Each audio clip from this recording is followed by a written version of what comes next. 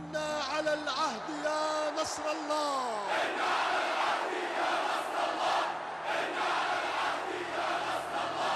እስራኤል ቤሩት ላይ የአየር ጥቃት መፈጸሟን ተከትሎ በደቡብ ቤሩት ቢያንስ 4 ሰዎች ተገድለዋል። የሂዝቦላ ከፍተኛ አመራር ሐሰን ቢዳይርም ከሟቾቹ መካከል ናቸው። ከ4 ወራት ግራ አጋቢ የተኩስ አቁም ስምምነት በኋላ በቤሩት ላይ ለሶስተኛ ጊዜ የተደረገ ጥቃት ነው ተብሏል። የእስራኤል ጦር እንዳለውም ጥቃቱ ኢላማ ያደረገው የሂዝቦላን ኃይሎች ነው።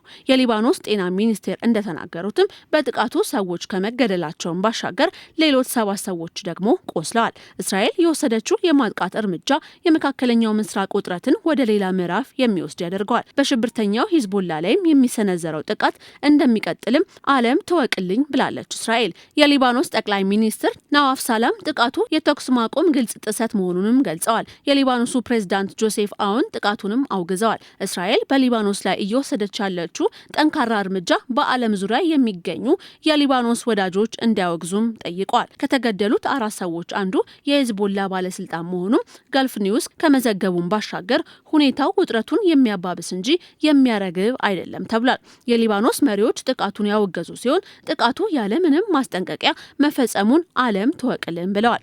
እስራኤል ድንገተኛ ጥቃት በመክፈት ሰዎች መገደላቸውንና ንብረት ማውደሟን ሊባኖስ ተቃውማለች። በጋዛ ጦርነት ምክንያት በእስራኤልና በሂዝቦላ መካከል የተቀሰቀሰው ድንበር ተሻጋሪ ጦርነት አብዛኞቹ የሂዝቦላ ታጣቂዎች የሆኑ በመቶዎች የሚቆጠሩ ሰዎች የሞቱ ሲሆን በሁለቱም ሀገራት የድንበር አካባቢዎች የሚሆኑ በ10 ሺዎች የሚቆጠሩ ሰዎች ደግሞ ተፈናቅለዋል። እስራኤል ከሐማስ ጋር እያደረገች ያለችው ፍጹም ጠላትነት የተሞላበት ግጭት ከሂዝቦላም ጋር ተመሳሳይ መንፈስ ያላት ይመስላል። ሂዝቦላ የፊልስጤሙን ሐማስን በመደገፍም ወደ ጦርነቱ በመግባቱ እስራኤል ይበልጥ አስቆጥቷታል። በቀይ ባህር የሚጓዙ የእስራኤል መርከቦችም የሚያጠቃው የየመኑ ሁቲ ጋር ተመሳሳይ አቋም በመያዝም እስራኤልን የሚዋጋ በመሆኑ እስራኤል ዋጋውን ለመስጠት ጠንካራ እርምጃዎችን ስትወስድበት ቆይታለች ብሏል የእስራኤል ጦር።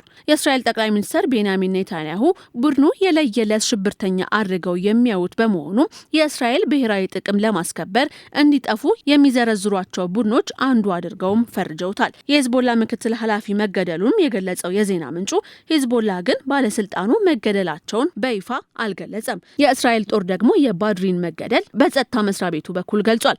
ሂዝቦላ ዛሬም ድረስ በኢራን ይደገፋል። ያዋለደችውም ኢራን ናት ይባላል። በትጥቅም በስንቅም ደግፋ ለዚያ ያበቃችው ኢራን ናት። ይህ የጀመረው ከፈረንጆቹ 1980ዎቹ መባቻ ነው። ሂዝቦላ ከደካማ የፖለቲካ መዋቅር ውስጥ የወጣ ጠንካራ የሚባል ድርጅት ነው። የሊባኖስ ህዝብ የሚታደገው በሚፈለግበት ሰዓት መንግስት ባጣ ጊዜ ሂዝቦላ ደርሶ ፖለቲካዊ ሚናውን እንደተወጣም ይነገራል። ህዝባዊ መሆን የቻለውም ከዚህ አንጻር እንደሆነም ይነገርለታል። እስራኤል ሊባኖስን መውረሯን ተከትሎ ከፍተኛ ውክልና የነበራቸው የደቡባዊ ሊባኖስ ሺአ ሙስሊሞችን ለመታደግ የተመሰረተ ቢሆንም አሁን ግን ፖለቲካዊ ፍላጎቱና ተጽዕኖ ፈጣሪነቱ ቀጠናዊ ለመሆን በቅቷል። ፓርቲውን በ1992 ጀምሮ የመሩት ሐሰን ናስራላህ በእስራኤል መገደላቸውን ተከትሎ ናኢም ቃሲም አሁን እየመሩት ይገኛሉ።